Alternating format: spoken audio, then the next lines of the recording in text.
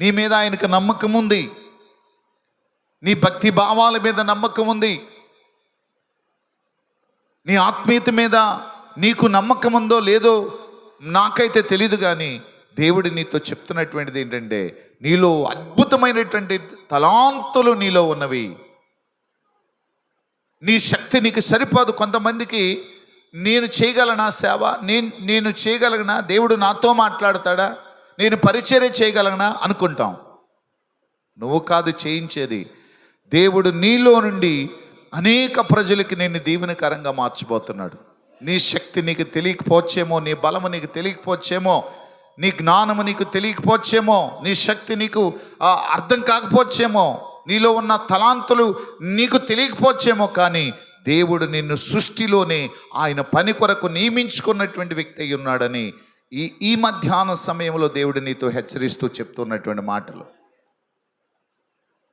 నా వల్ల జరుగునా, నా వల్ల అవునా, నీ వల్లే అవుతుంది. దేవునికి స్తోత్రం కలుగును గాక. నీ వల్లే అవుతుంది అది. అందుకని దేవుని వాక్యములో గిద్యోనుతో దేవుడు మాట్లాడినప్పుడు గిద్యోనును ఎంతమంది సైన్యంతో వెళ్ళి మరి విజయోత్సవమైనటువంటి ఆశీర్వాదాలతో తిరిగి వచ్చాడు? ఎంతమంది? 300 మంది. ఆమేన్.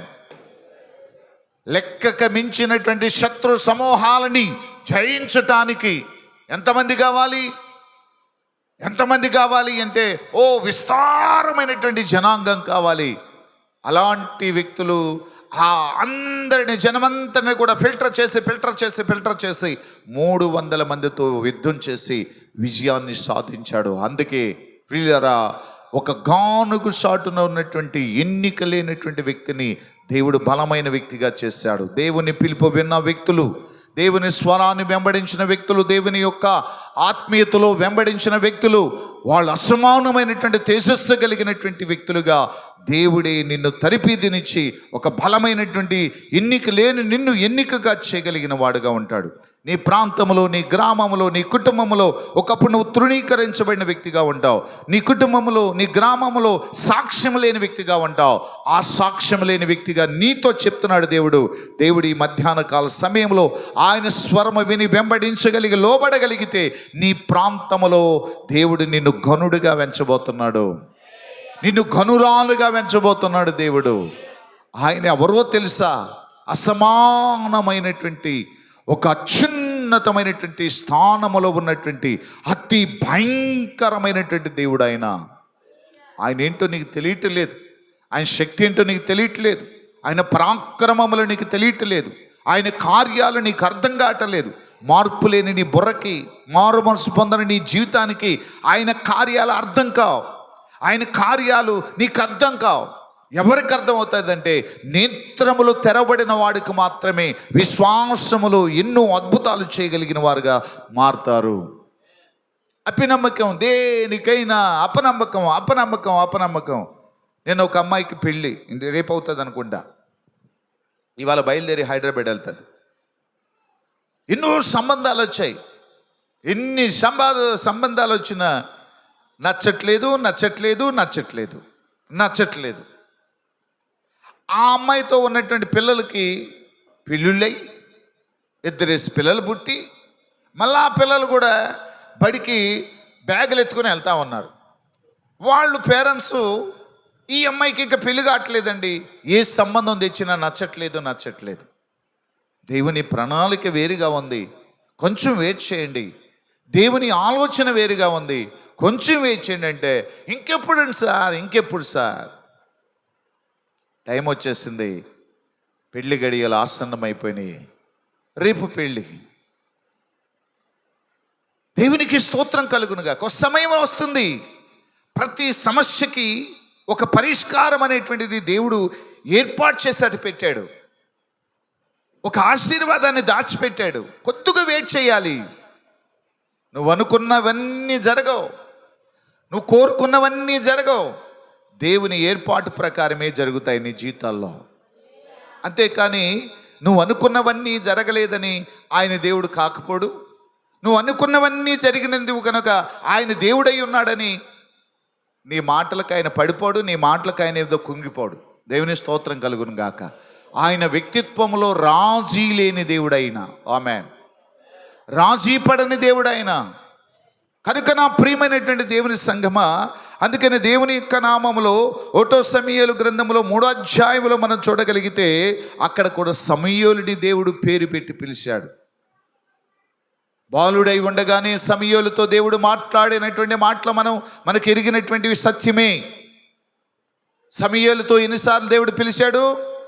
సమూయేలు సమూయేలు అని పిలవగా ఏలీ దగ్గరికి పరిగెత్తుకుంటూ వెళ్ళాడు. ఆమేన్. చూడండి, ఇశ్రాయేలు దేశంలో ఎంతమంది మనుషులు ఉన్నారు అంటే, జ్ఞానులు, సంపన్నులు. అక్కడ యాజక ధర్మం చేసేవారు ఉన్నారు, పరిచర్య చేసేవారు చాలా మంది ఉన్నారు, ఉత్తండులు ఉన్నారు అక్కడ. కానీ దేవుడు ఎవరితో మాట్లాడలేదు. కానీ ఎవరితో మాట్లాడుతున్నాడు? బాలుడు. అంటే ఎవరు అంటే ఆరితేరిన వాడు కాదు, సంసార జీవితంలో నైపుణ్యత కలిగిన వాడు కాదు, ఒక ఉన్నతమైనటువంటి రాజ్యాంగములో సమాజంలోకి వెళ్ళి పెద్దరకం చేసిన వాడు కాదు, పెద్దతనం కలిగిన వాడు కాదు. అనుభవాలలో ఒక సమస్య వచ్చినప్పుడు ఆ సమస్యని ఎవరికి పరిష్కారం చేయనటువంటి బాల్య స్టేజిలోనే సమూయేలుతో దేవుడు మాట్లాడాడు. ఆమేన్. ఆయన మాటలు విన్న వ్యక్తి, దేవుడు ఎవరితో అయితే మాట్లాడాడో ఈ భూమి మీద వారు మహాఘనులుగా వెంచబడిన వారుగా ఉంటారనేటువంటి సత్యాన్ని గుర్తుపెట్టుకోవాలి మనం. మరి దేవుని స్వరం వింటున్నావా? దేవుని స్వరాన్ని వినకుండా ఎన్నిసార్లు నువ్వు ఈ టైం అంతా కూడా వేస్ట్ చేసుకున్నావు? దేవుడు నిన్ను పిలుస్తుంటే దేవుని వాక్యాన్ని వినుకోకుండా, దేవుని వాక్యం దగ్గరికి రాకోకుండా, దేవుని సన్నిధిలో గడపకోకుండా, దేవునితో అనుబంధాలు పెంచుకోకుండా ఎన్ని రోజులు ఆబ్సెంట్ పర్సెంట్గా కనబడుతున్నావు? ఎలా ఆశీర్వాదం పొందుతావు నీవు? ఎలా దీవించబడతావు నీవు? అలాగనే మనం చూడగలిగితే ఏలియాని దేవుడు పిలిచాడు. 1వ రాజుల గ్రంథం 17వ అధ్యాయంలో ఏలియాతో దేవుడు మాట్లాడుతున్నాడు. 1వ రాజుల గ్రంథంలో 19వ అధ్యాయంలో 19వ అధ్యాయం 16-19వ వచనంలో ఎలీషాతో దేవుడు మాట్లాడతాడు. యెషయాలో 6వ అధ్యాయంలో యెషయాతో మాట్లాడతాడు. ఇర్మియా గ్రంథం 1వ అధ్యాయంలో ఇర్మియాతో దేవుడు మాట్లాడతాడు. యేస్కేలు గ్రంథంలో 1వ అధ్యాయంలో యేస్కేలుతో మాట్లాడతాడు దేవుడు. హోషేయ గ్రంథంలో, అలాగే ఆమోసు గ్రంథంలో 1వ అధ్యాయంలో దేవుడు మాట్లాడబోతున్నాడు. ఆమోసు గ్రంథంలో 1వ అధ్యాయము అలాగే 7-14-15 వచనం వరకు కూడా మాట్లాడబోతున్నాడు. యోనా గ్రంథం, యోనాతో మాట్లాడాడు దేవుడు. మేకాలో మాట్లాడాడు 1వ అధ్యాయం 1లో. జపన్యాలో 1వ అధ్యాయం 1వ వచనంతో జపన్యతో దేవుడు మాట్లాడాడు. అగ్గై రాసిన పత్రికలో, అగ్గై రాసినటువంటి చిన్ని గ్రంథములలో 1వ అధ్యాయం 1వ వచనంలో మాట్లాడాడు. జకర్యా గ్రంథంలో జకర్యాతో 1వ అధ్యాయం 1వ వచనంలో మాట్లాడాడు. యోనా 1వ అధ్యాయంలో యోనాతో కూడా దేవుడు మాట్లాడాడు. వీళ్ళందరూ ఉన్నతమైనటువంటి స్థానములో, ఒక గొప్ప స్థానములో కలిగిన వారుగా ఉన్నారు. అయితే దేవుడు ఎందుకు మాట్లాడాడు అనేటువంటిది మనం తెలుసుకోవాలి. చూడండి, దేవుని గ్రంథములో ఉండి రోమా పత్రిక 11వ అధ్యాయం, రోమా పత్రిక 11వ అధ్యాయము 28-29 వచనాన్ని మనం చదవండి. ప్రియులారా, దేవుడు మనతో ఎందుకు మాట్లాడుతున్నాడు? రోమా సువార్త విషయమైతే మిమ్మును బట్టి శత్రువులుగాను, పితరులను బట్టి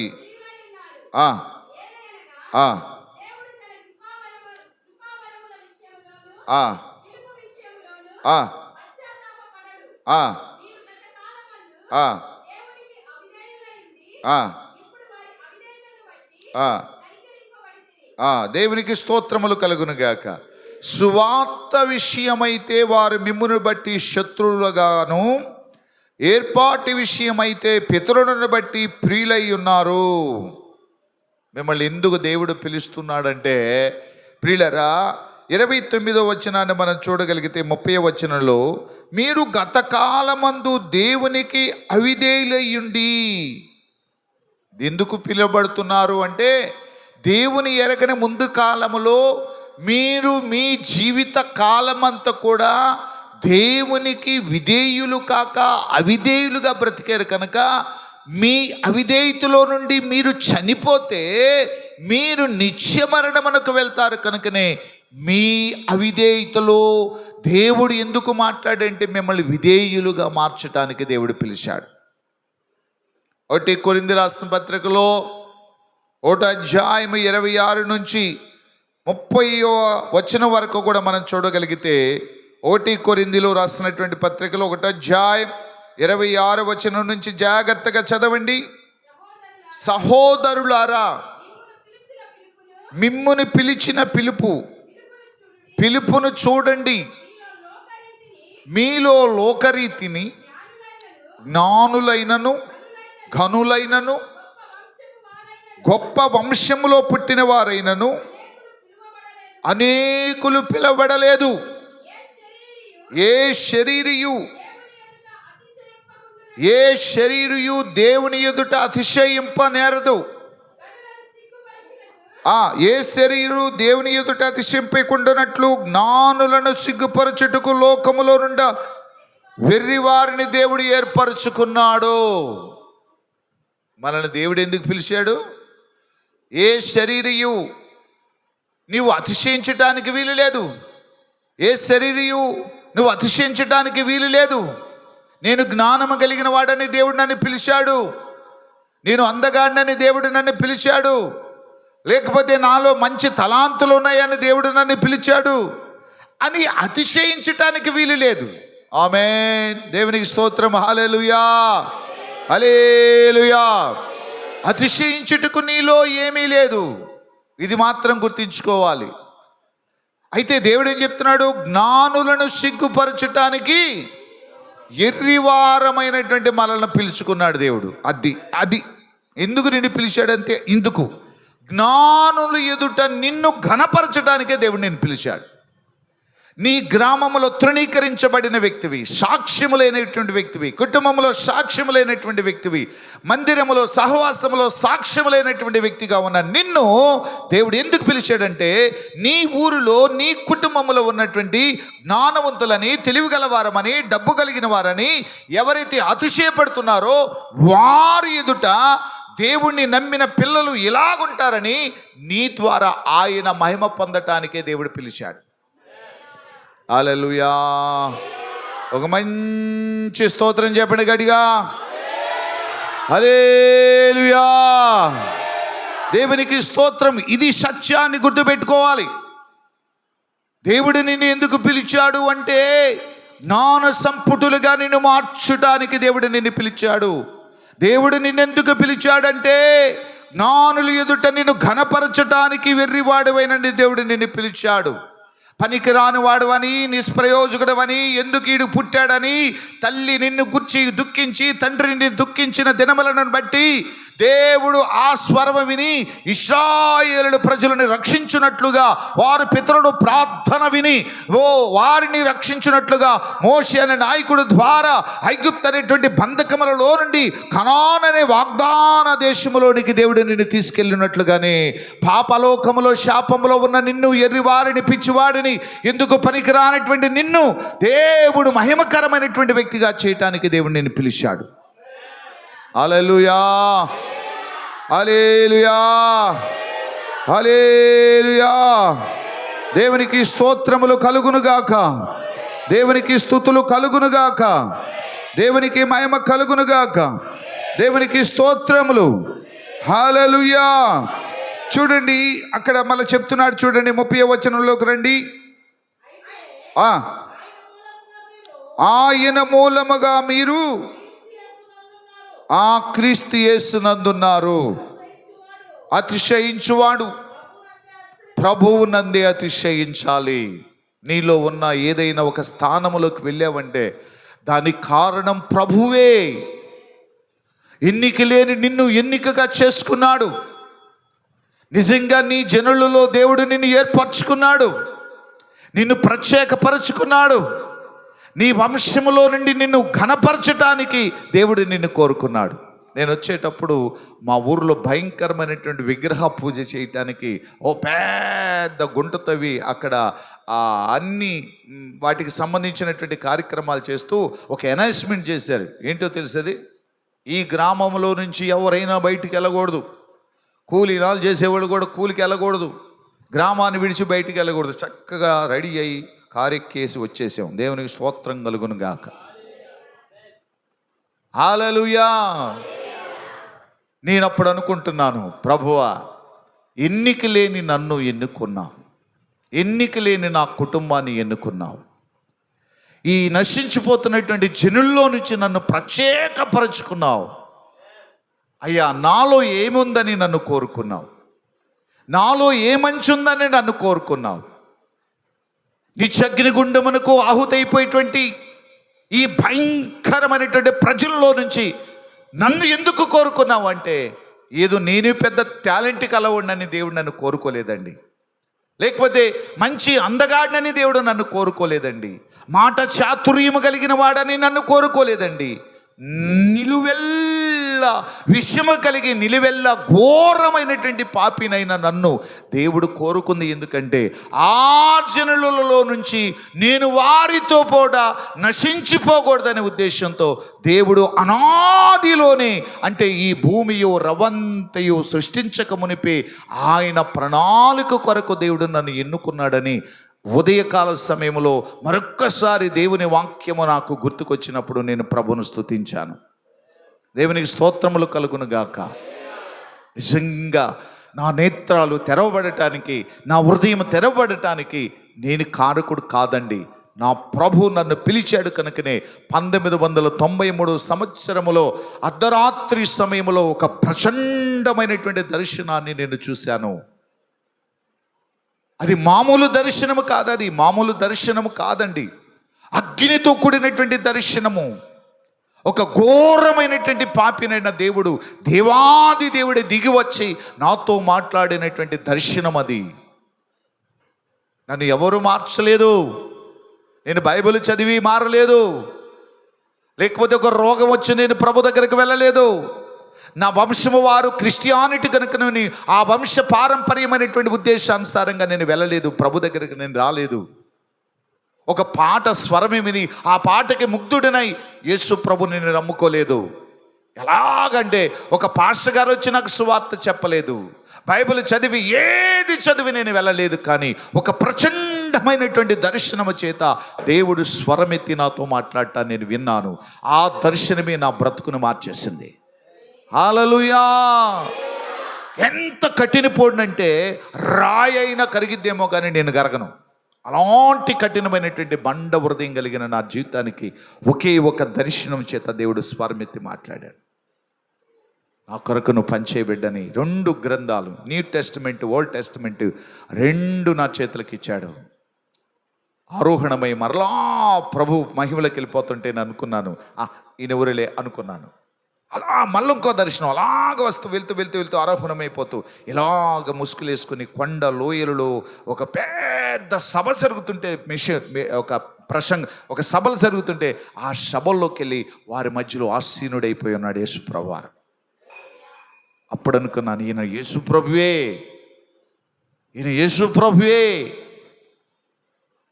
నేను ఎన్నడూ ఈయనని కొలవలేదు, ఎన్నడూ నేను తలంచలేదు, ఎన్నడూ నేను ఈయన పూజించలేదు, ఎన్నడూ ఊహల్లో కూడా ఈయన నేను ఊహించలేదు దేవుడని. ఈయన దేవుడు కాదని వాదించాను, దేవుడు కాదని వితండవాదం చేశాను. అలాంటి ఒక పనికి మాలినటువంటి వ్యక్తికి నాకు ఈయన ప్రత్యక్షం అవటం కారణం ఏంటంటే, ఆమె నేను నశించిపోట ఆయనకి ఇష్టం లేదు, నీవు పాడైపోయేట ఇష్టం లేదు. అందుకే దేవుడు నిన్ను, ఆయన పదే పదే నిన్ను స్పర్శిస్తున్నాడు, పదే నిన్ను హెచ్చరిస్తున్నాడు, పదే నీకు దర్శనాలు కలుగుతున్నాయి, పదే నీకు కలలు కలుగుతున్నాయి, పదే నీకు ప్రతి క్షణము ఆయన అభిలాషలలో ఆత్మలో నడిపించుకుంటూ తీసుకెళ్ళిపోతున్నాడు. ఎందుకు అంటే ఆయనకు నువ్వు కావాలి. నేను ఇందాక చెప్పాను, కావాలంటే ఏదో నీ పెద్ద అవసరత ఉన్నది అనే భావన కాదు సుమా. నీ మీద కేవలము జాలి పడిన దేవుడుగానే ఉన్నాడు. దేవుని స్తోత్రం. హల్లెలూయా. 9వ అధ్యాయమును మనం చూడగలిగి 9:16 వచనం చదవండి. కొరింథీ రాసిన పత్రికలో, నేను సువార్తను ప్రకటించుచున్నాను, నాకు అతిశయ కారణము లేదు. సువార్త ప్రకటించవలసిన భారము నా మీద మోపబడి ఉన్నది. అయ్యో, నేను సువార్తను ప్రకటింపకపోయిన ఎడల నాకు శ్రమ. హల్లెలూయా. నేను సువార్తను ప్రకటించుచున్నాను, నాకు అతిశయ కారణము లేదు. ఈ శుభవార్త సభలు ఎందుకు పెడుతున్నాము? ఈ శుభవార్త సభలు ఎందుకు పెడుతున్నాము? పని పాట లేకోకుండా ఈ స్వార్థ సభలు పెట్టడం లేదు.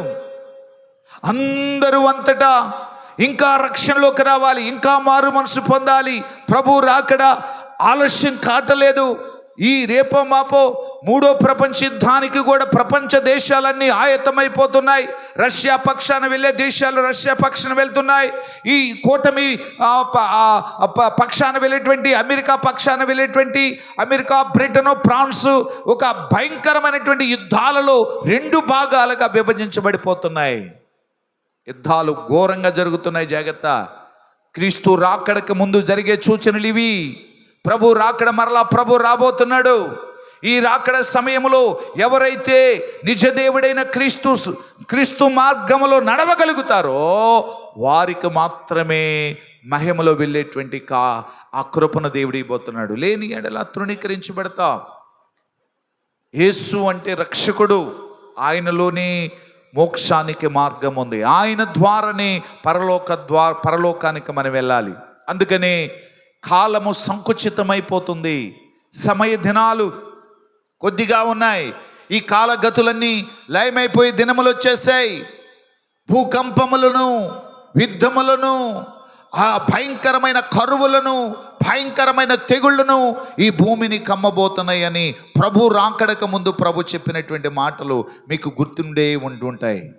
ప్రియా దేవుని సంగమా, ఏదో దేవుడు నిన్ను పిలిచింది, అమ్మా ప్రార్థనకు రండి, రక్షించబడండి, మారు మనసు పొందండి, పాపాన్ని విడిచిపెట్టండి, బాప్తిసం పొందండి, ఆత్మను పొందండి, పదే పదే పదే పదే జోరీగులాగా నీ చెవుల దగ్గరకు వచ్చి పదే పదే ఎందుకు చెప్తున్నారంటే, నువ్వు రక్షించబడకపోతే మండు అగ్నిగుండములో, ఇందాక నేను చెప్పాను, పరలోకములో ఉన్నటువంటి పాతాళములో ఉన్నటువంటి అగ్నిగుండం యొక్క తీవ్రత ఏంటంటే 1400 నుంచి 1500 ఫారెన్ హీట్స్లో కనకనకనలాడేటువంటి గంధకముల మధ్య నీ శరీరం వెళ్ళిపోబోతుంది అనేటువంటి సత్యాన్ని గుర్తుపెట్టుకోవాలి. ఏ క్షణమో ఏ గడియో తెలియదు. ఆ మండు అగ్నిగుండము నుంచి రక్షించబడి తప్పించబడాలంటే దేవుని పిలుపు విని పాపాన్ని విడిచిపెట్టమంటున్నాడు. దేవుడు నిన్నెందుకు పిలిచాడో తెలుసా? దేవుడు నిన్నెందుకు పిలిచాడో తెలుసా? నీ రోత బ్రతుకులో బ్రతుకుతున్న నీ జీవితాన్ని కట్టడానికి, నూతన పరచటానికి దేవుడు నిన్ను పిలిచింది. అందుకు నీ ద్వారా వ్యాపారం చేయించుకోవడానికి దేవుడు నిన్ను పిలవలేదు. లేకపోతే నీ ద్వారా ఏదో ఆయన పరిచర్య చేయించుకోవడానికి దేవుడు నన్ను పిలిచాడని కాళ్ళు రెగరేస్తూ తిరుగుతున్నావేమో. ఖబర్దార్, దేవుడు చెప్తున్నాడు, ఆయన పని బాధ్యతను నీకు అప్పగించాడంటే నీవు ధన్యుడివి, ధన్యుడివి, ధన్యురాలివి. ఆయన సన్నిధిలో ఉండే భాగ్యము, ఆయన సన్నిధిలో ఆ పని చేసే భాగ్యము, ఆయన ఉపకరణలు మోసే భాగ్యము, ఆయన సన్నిధిలో నిలిచుండేటువంటి భాగ్యమును దేవుడు నీకు కలుగజేస్తాడు. ఆమేన్. ఇది ఎంతో పెట్టి పుట్టి ఉంటేనే ఈ స్థలంలోకి వచ్చుకొచ్చున్నావు. ఆమేన్. ఎవడైనను క్రైస్తవుడైనందుకు ఆ పేరును బట్టి సిగ్గుపడకుండా ధైర్యంగా కృపాసనమును బట్టి బైబిల్ గ్రంథము గుండుల మీద పెట్టుకొని ప్రహర్షముతో టీవీతో నడవగలిగినటువంటి వాడే ధన్యుడు అని ప్రభు పేరిట మనం చేస్తున్నాం. చాలా మంది బైబిల్ గ్రంథాన్ని పట్టుకోవటానికి సిగ్గుపడుతుంటారు. సిగ్గుమాలని ప్రజలు. ఆయన కృపుంటేనే ఈ సన్నిధిలోకి వచ్చి నిలబడి ఉన్నా, కూర్చొని ఉన్నా. ప్రియుడా, నా ప్రియమైనటువంటి దేవుని కుమార్తె, అందుకే చెప్తున్నాడు. ఎఫెసీ రాసిన పత్రిక 1 అధ్యాయం 17 నుంచి 19 వచనం వరకు కూడా మనం చదవగలిగితే అక్కడ కొన్ని మాటలు ఉన్నాయి. చూడండి, ఇక్కడ దేవుడు చక్కగా మాట్లాడుతున్నాడు మనతో. ఎఫెసీ 1 అధ్యాయము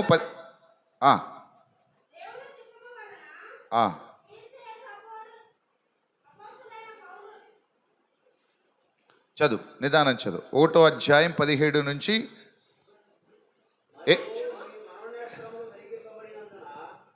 ఇక్కడికి జాగ్రత్తగా వినాలి. ఇక్కడ మరియు మీ మనోనేత్రములు వెలిగింపబడినందున ఆయన మిమ్మును పిలిచిన పిలుపు వలనైనా నిరీక్షణ ఎట్టిదో, పరిశుద్ధులలో ఆయన స్వాస్థ్యము యొక్క మహిమైశ్వర్యము ఎట్టిదో, ఆయన క్రీస్తునందు వినియోగపరిచిన బలాతిశయమును బట్టి విశ్వసించు మనయందు ఆయన చూపుచున్న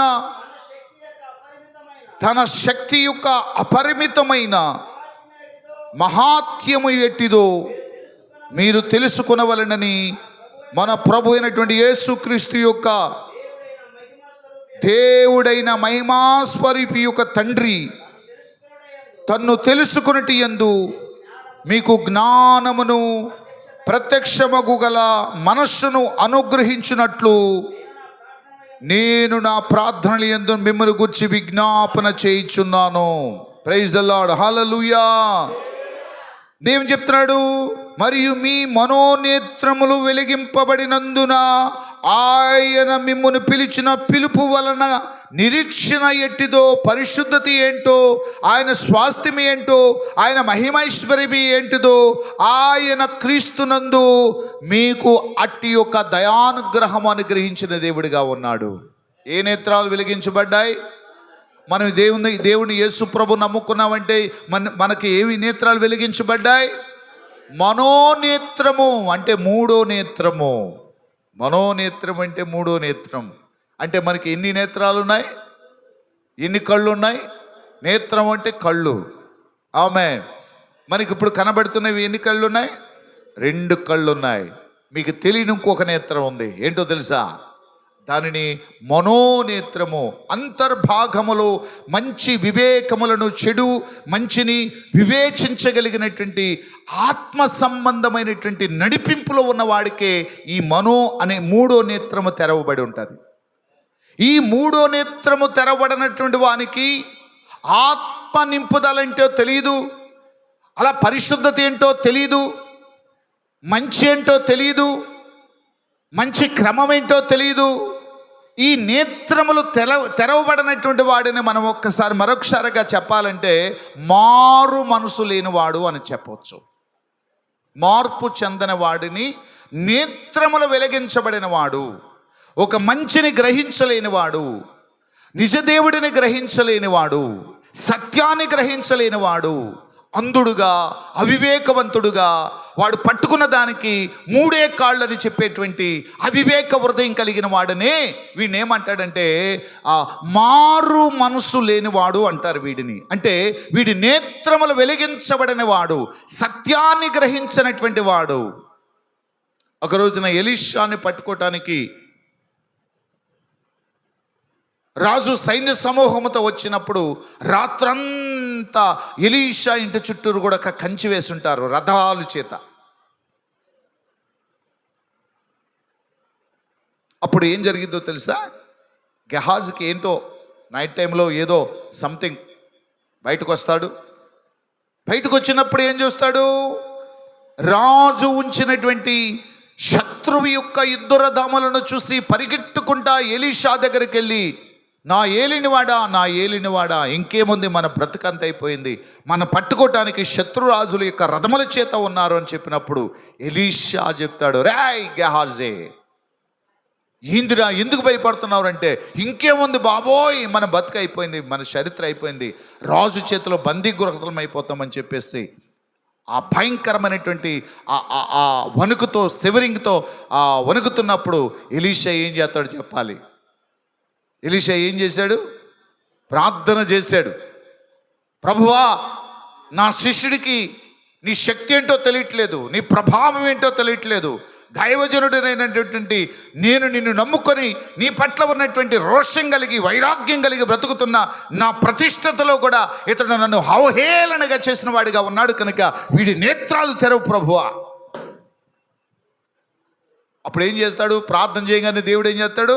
అప్పుడు తిరుగుతాడు అనమాట మూడో నేత్రం. అప్పుడు ఏం కనపడ్డాయి? దేవో 2 చేతుల పైకి ఎత్తండి, బాగా కూర్చోండి. ఇప్పుడు 2 చేతుల పైకి ఎత్తండి బాగా. నేను ఫోటో తీసుకున్న దాకా అట్టనే ఉండాలి కదా. నేను ఫోటో తీసుకుంటా, యూట్యూబ్లో పెట్టి డబ్బులు వసూలు చేసుకోవాలి. నేను కూడా అట్టనే ఉండండి. చేతులు తెంపకూడదు వస్తుమ్మా. మంచి ఎక్సర్సైజ్. దేవుని స్తోత్రం కలుగును గాక. అదిగో చేతులు కిందకి వెళ్తున్నాయి. నిద్రపోయేవాళ్ళు కిందకి వెళ్తాయి, నిద్రపోవులకే కిందకి వెళ్తాయి. నేను మెలుకోకుండా అనుకో, ఆ చేతులు బాగా పైకి ఎత్తుతారు. దేవుని స్తోత్రం కలుగును గాక. ఆమేన్. నీ వల్ల అందరికీ శిక్ష ఖరారు అని నిద్రపోయేవాళ్ళకి తెలుస్తుంది. సమయల్ గారా అత్తే నిద్రపోతారా? ఈ టైపు చూసేవాళ్ళు ఉన్నారనమాట. నిద్రపోతారా మెలుకుంటారా? స్వరం రాట్లా, మెలుగుంటారా? కిందకి పెట్టండి. అది దేవుని స్తోత్రం కలుగును గాక. హల్లెలూయా. ప్రియులారా, ఎప్పుడైతే ఈ గెహాజీ నేత్రములు తెరవబడినప్పుడు ఏం కనబడ్డాయి? వీళ్ళ చుట్టూ ఏమున్నాయి? అగ్ని రథాలు ఉన్నాయి. ఆ ఒక్కొక్క రథంలో ఎవరున్నారు? పరలోకపు యొక్క దేవదూతలు ఉన్నారు. ఒక్క దేవదూత 185,000 శత్రు సమూహాలని ఒక్క దినమున ఛేదించగలిగినటువంటి పరాక్రమం కలిగినటువంటి దేవదూతలు మనకు తోడై ఉన్నారు. నువ్వేంటో నీకు తెలియట్లా, నీ కెపాసిటీ నీకు తెలియట్లా, నీ ప్రతిష్ఠ ఏంటో నీకు తెలియట్లా, నీ భక్తి ఏంటో నీకు తెలియట్లా. దిక్కులేందని అని ఏడుస్తున్నావేమో, అనామకుడు అని ఏడుస్తున్నావేమో, దరిద్రుడు అని ఏడవద్దు, ఓ పనికిరానడు అని వాడినని ఆడవద్దు. నీకు ఒక రక్షణ కేడము, దుర్గము, బలమైనటువంటి కొండ, కోట, ఆయన నీకు తోడై ఉన్నాడు. సత్యాన్ని నీకు తెలియట్లేదు. తెలియని వాడే ఏడుస్తాడు ప్రతిదానికి. నీ నేత్రములు ఎందుకు నువ్వు ఏడుస్తున్నావంటే, ఈ బాహ్యమైనటువంటి ప్రపంచమును చూసి, వస్తున్నటువంటి పరిస్థితులను చూసి, జరుగుతున్నటువంటి కాలగతులను బట్టి ఎందుకు నువ్వు ఏడుస్తున్నావంటే, నీ నేత్రములు తెరవబడలేదు. నీ నేత్రము తెరవబడనటువంటి కారణాన్ని బట్టే ఈ భౌతికమైనటువంటి ప్రపంచాన్ని చూస్తున్నావు. కానీ ఆయన కలుగునటువంటి వ్యక్తి అయినటువంటి నీవు ఎవరివి అనే సత్యమును నీకు తెలియటం లేదు. ఏనుగు బలం ఏనుగు తెలియకుండా పోయిందంట. అందుకని మావటి వాడికి లోబడుతుంది. నీ శక్తి ఏంటో, నీ పరాక్రమం ఏంటో, నువ్వు ఎవరిని కలిగి ఉన్నావో, ఎవరిని తోడుగా ఉన్నాడో, ఎవరు నీలో ఉన్నాడో అనే సత్యాన్ని నువ్వు తెలుసుకోగలిగితే నువ్వు ధన్యురాలివి. ప్రతి దానికి ఏడుపు మొఖం, దరిద్ర మొఖాలు. ప్రతిదానికి దరిద్ర మొఖం, ప్రతిదానికి అనుమానము. పెళ్ళవుతుందా? ఇల్లు కట్టగలనా? స్థలం కొనగలనా? ఈ రోగం బాగవునా? నేను మరలా ఆశీర్వదించబడిపోతానా? ఎప్పుడు పోతాయా? ఇదే దరిద్ర. ప్రతిది నోరెత్తితే అవిశ్వాసం మాట. కారణం ఏంటో తెలుసా? నీ నేత్రములు మూయబడిపోయి ఉన్నవి. నువ్వు మారు మనసు పొందేమని చెప్పుకుంటున్నావు, కానీ మార్పు చెందని హృదయం అనేది, మూయబడిన హృదయం, సంకుచితమైనటువంటి మైండ్ సాక్షి.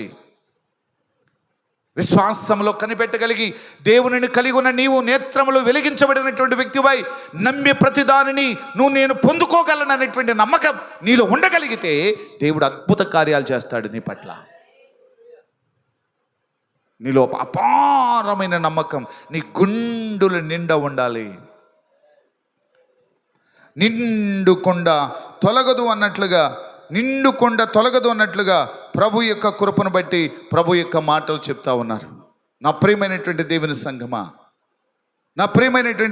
సంగమా, అందుకనే ప్రభు చెప్తున్నాడు చూడండి.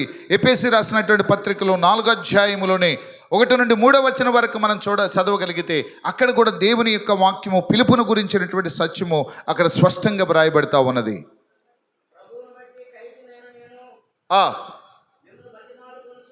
మిమ్మల్ని నేను బతిములాడుకొనుచున్నాను,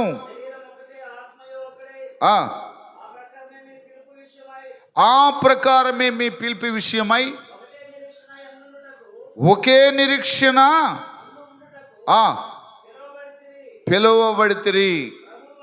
ప్రభు ఒక్కడే, విశ్వాసం ఒక్కటే, బాప్తిస్మము ఒక్కటే, అందరికీ తండ్రి అయిన దేవుడు ఒక్కడే.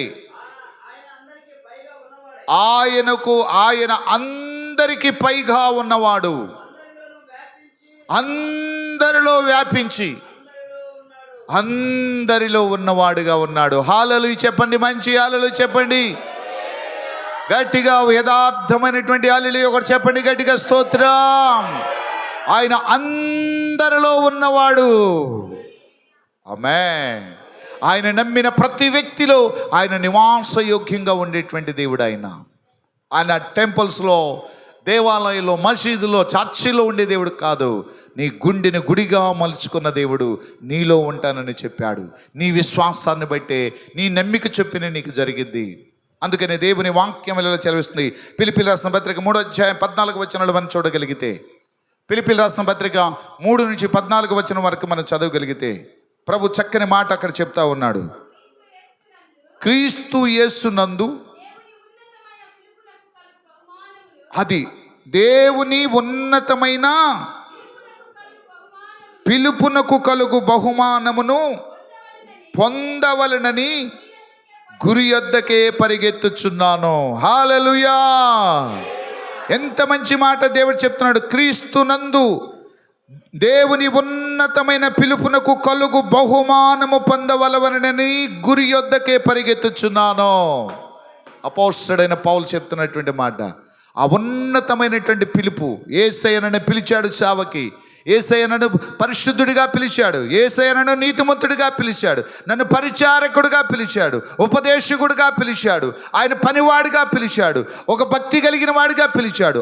ఆ పిలుపును కలిగి నీకు ఇవ్వబడినటువంటి పనిని జాగ్రత్తగా నమ్మకంగా చేసుకొని వెళ్ళగలిగితే నువ్వు ఎక్కడికి వెళ్తానో తెలుసా?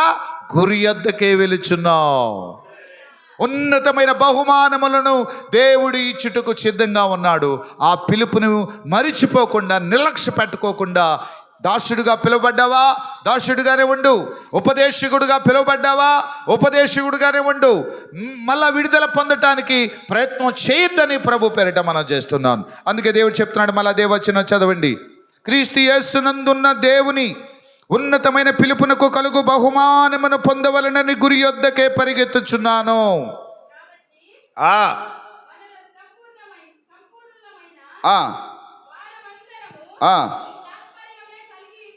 దేవుని స్తోత్రం. 2వ తిమోతి రాసిన పత్రిక 1వ అధ్యాయము 9వ వచనం చదవండి. 2వ తిమోతికి రాసినటువంటి పత్రిక, మన క్రియలను బట్టి కాక తన స్వకీయ సంకల్పమును బట్టి అనాది కాలమునని క్రీస్తు యేసునందు మనకు అనుగ్రహింపబడి ఉన్నది. దేవునికి స్తోత్రం కలుగునుగాక. ఎప్పుడు నిన్ను పిలిచాడో తెలుసా? ఈ భూమియు రవ్వంతియు చేయక మునిపే ఆయన నిన్ను తన సంకల్పములో ఏర్పరచుకున్నాడు. ఆమేన్. ఈ పిలుపు ఈనాటిది కాదు, ఈ సువార్తమానం ఈనాటిది కాదు.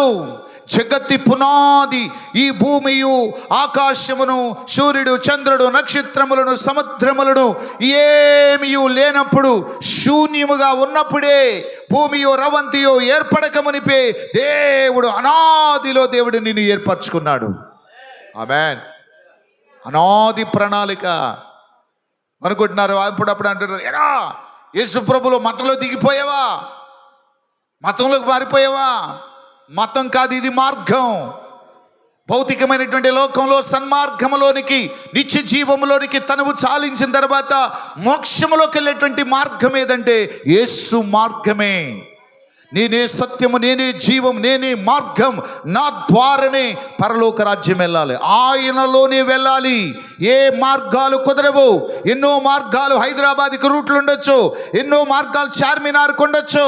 ఏ మార్గంలోకి వెళ్ళినా చార్మినార్ సమీపించగలమేమో, కానీ ఇక్కడ పరలోక మార్గం మాత్రము యేసు గుండని వెళ్ళగలాలి. ఒంగోలు చాలా మార్గాలు ఉన్నాయి వెళ్ళటానికి, లేదా హైదరాబాద్ వెళ్ళటానికి చాలా మార్గాలు ఉన్నాయి, వెళ్ళొచ్చు. ఏ వేళ వెళ్ళినా గూగుల్ తల్లిని ఒక చిన్న మాట చెప్తే చెరువులోకి తీసుకెళ్తుంది, కాలువగట్టులో పడి కూడా తీసుకెళ్ళిపోతుంది ఒక్కొక్కసారి. యేసు రక్తం జయం. కానీ పరలోకంలో వెళ్ళాలని గూగుల్ తల్లిని ఒకసారి అడుగు, పరలోక రూట్ మ్యాప్ని ఒకసారి కొడి చూడండి, చూద్దాం. యేసు రక్తం జయం తీసుకెళ్తుందా? నో, తీసుకెళ్ళే ప్రసక్తే లేదు. అది ఏ వేలో వెళ్ళాలంటే ఎంతోమంది భక్తి కలిగిన వాళ్ళు, ఎంతోమంది గాడ్స్ అని వారు, ఎంతోమంది ఏంజిల్స్ అనేటువంటివి చెప్పబడిన వారు ఉన్నారు. కానీ వారికి రూట్ మ్యాప్ తెలీదు. ఒకే ఒక్కడిగా తెలుసు, ఆయనే యేసు ఒక్కడే. ఆమేన్. ఆయన పరిశుద్ధుడైన దేవుడు, ఆయన యథార్థమైనటువంటి దేవుడు, పాపము లేని దేవుడు. ఆయన పాప సైతనులో పాపరహితుడు పుట్టగలిగిన ఎంత మేలని దేవుని వాక్యములో ఉన్నది. ఆయన పరిశుద్ధుడైన దేవుడు. ఆయన నామములోని రక్షణ, ఏ నామములో రక్షణ లేదు. ఆకాశమందునే కానీ భూమి యందే కానీ ఏ నామములో రక్షణ లేనే లేదు. హల్లెలూయా. ఒకే ఒక మార్గం, యేసు నామములోని రక్షణ. ఆ రక్షణ మార్గములో ఉన్న మీరు ధన్యులని పరిశుద్ధాత్మ దేవుడు మీతో చెప్తా ఉన్నాడు. కాబట్టి ఎవడైనా క్రైస్తవుడైనందుకు ఆ పేరుని బట్టి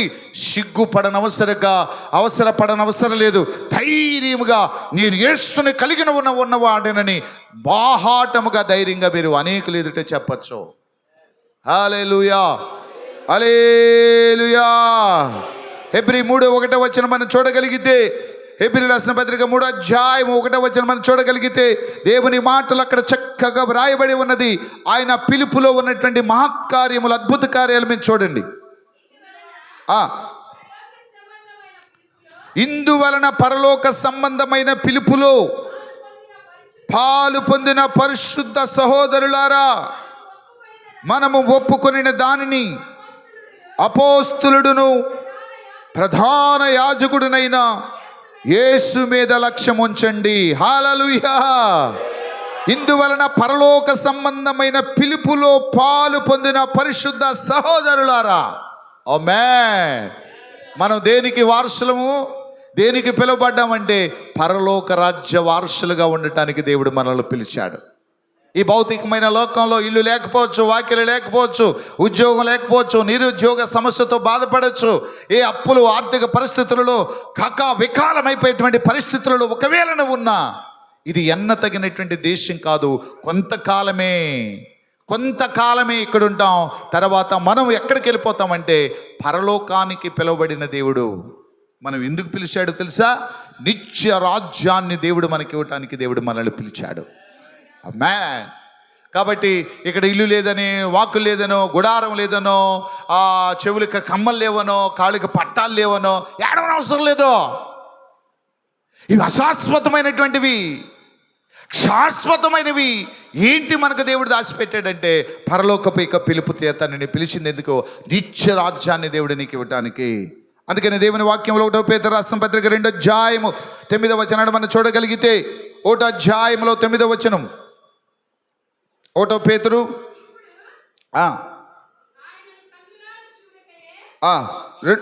2:9 1 పేతురు 2:9 అయితే మీరు చీకటిలో నుండి ఆశ్చర్యకరమైన తన వెలుగులోనికి మిమ్మల్ని పిలిచిన వాని గుణాతిశయములను ప్రచురము చేయి నిమిత్తము ఏర్పరచబడిన వంశమును, రాజులైన యాజక సమూహముగా పరిశుద్ధ జనమును, దేవుని సొత్తైన ప్రజలై ఉన్నారు. హల్లెలూయా.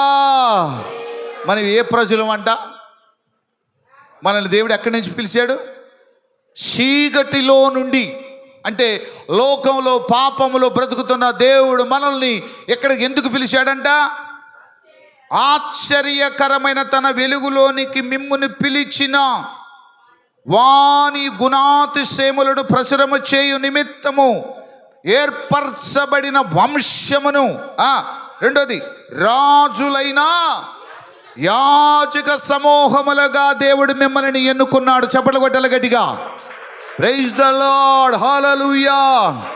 నిన్ను పిలిచింది ఇందుకు, నిన్ను గొప్ప జనాంగంగా చేయటానికి, రాజులైన యాజక సమూహముగా దేవుడు నిన్ను ఎన్నిక చేయటానికి పిలిచాడు.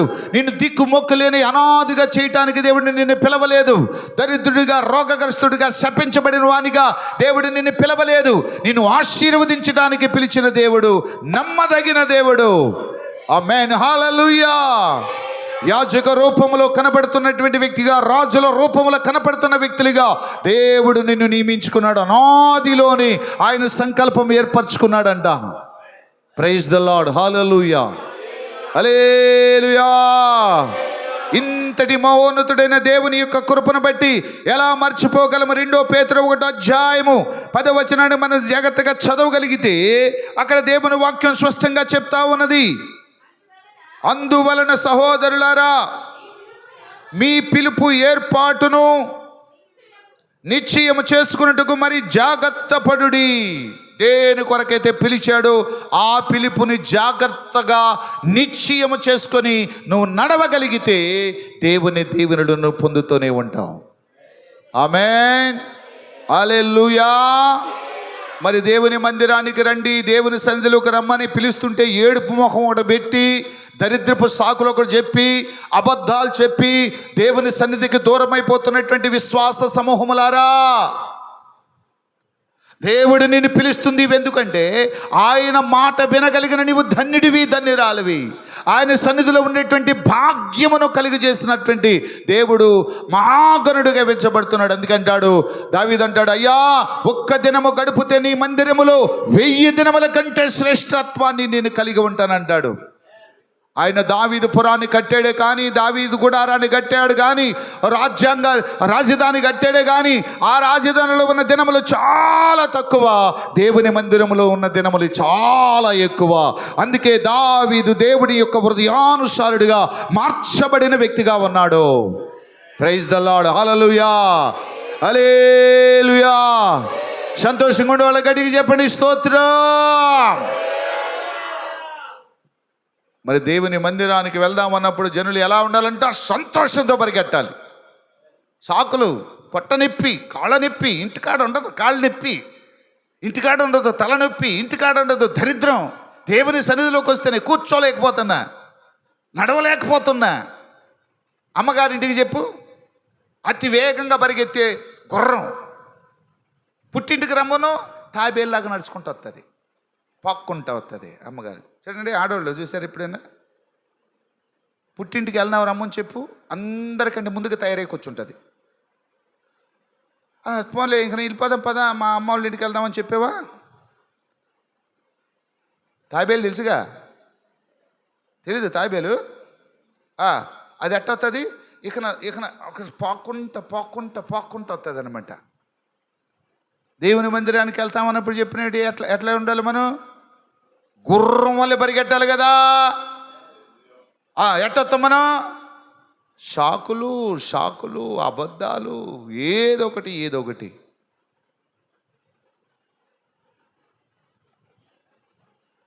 విస్తారమైనటువంటి పనిపాట్లు కలిగి దేవుని పనిలో విరామము లేకుండా తిరుగుతూ ఉన్నాం. మిమ్మల్ని దేవుని ఎదుట నిలబెట్టడానికి, పరిశుద్ధులైనటువంటి యాజక సమూహముగా నిలబెట్టడానికి పరిగెడుతున్నాం. దేవుని సన్నిధి అంటే ఎండగా ఉందే, పాపం ఎండిపోతుందా అమ్మ, వాన పడుతుంది, పాపం మొక్క వచ్చేస్తుంది. చాలాసార్లు మొక్క వచ్చేసింది. అవి మంచు కాలంలో చలి పుడుతుంది. ఇంకెప్పుడు చేస్తావు సేవ? నీ బతుకు తగలబడా? ఎప్పుడు చేస్తారు సేవ? ఎండాకాలం అంటే ఎండ అంటావు, వానాకాలం అంటే వాన అంటావు, చలికాలం అంటే చలికాలం అంటావు. ఇంకెప్పుడు నువ్వు చేసేది? దేవుని సన్నిధికి వచ్చేది ఎప్పుడు? నీకు అనుకూలత అనేటువంటిది ఏర్పడదు. కష్టకాలములో, శ్రమల కాలములో దేవుడు ఆయన పిలిచిన పిలుపుకి ఎవరైతే లోబడతారో, ఆ పిలుపుని ఎవరైతే అనుసరిస్తారో వారు ఆశీర్వాదాలకు వారసులవటానికి పిలువబడిన వారు. నేను పిలిచింది ఎందుకంటే దేవుని వాక్యం విన్న నీవు ధన్యురాలు. అందుకంటున్నాడు, చెవుగలవాడు వినుగాక. చెవు కలిగిన వాడు వినుగాక అంటే చెవులు లేవో మనకు అందరికీ ఉన్నాయి. కానీ ఎవరైతే దేవుని వాక్యం పట్ల శ్రద్ధ, భక్తి కలిగి ఉంటారో దేవుడు వారిని తప్పక ఉన్నత దీవెనలతో నింపబోతున్నాడు. దేవుడి మాటలు ఆశీర్వదించి దీవించునుగాక. హల్లెలూయా.